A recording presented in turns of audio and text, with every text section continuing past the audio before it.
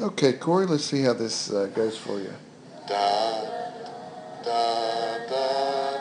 Okay, the beginning was just a little bit apprehensive for the group because whenever you start with your point of tension, first of all, you start kind of low, you're down there.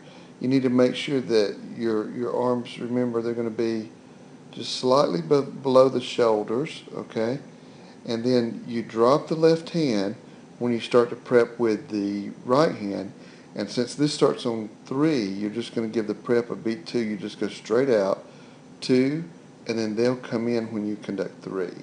Okay, they were a little unsure of where to come in. You can hear the tentativeness in the group.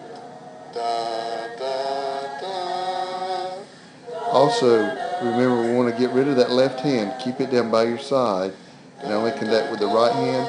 The left hand, we use it to show dynamics and cues and just information. Right there, the decrescendo starts right at the beginning of the phrase. Okay, nice job with the decrescendo. Once it got started, you've got good control over the left hand to make it smooth, but just make sure we start at the correct time.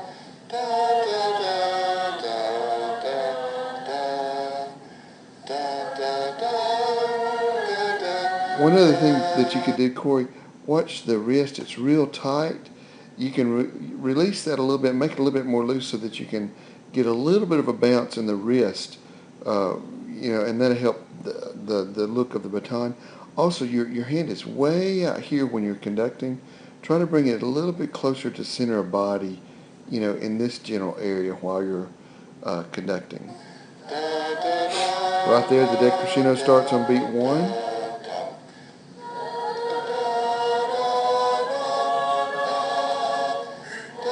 Now, watch your body as it sways back and forth.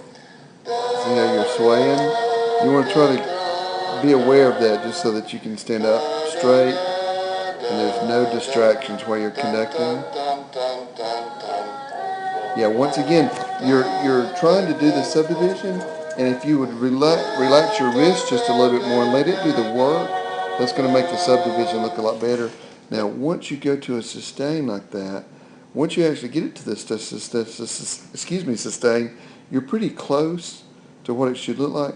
Put the fingers together, but pull the hands in a little bit closer together, start in that area, and then you can just slightly come out to show the motion in the music, and then we'll do the release. Okay? Got it just a little bit low.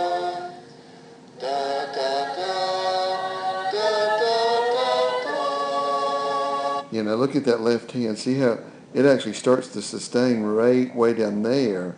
Instead of a sustain, it almost looks like you're doing some type of a crescendo. Okay?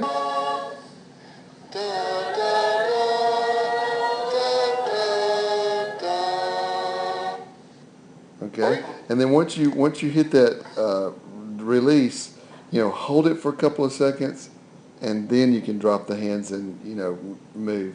But you always want to finish out a piece of music with just complete still, being completely still, and then relax.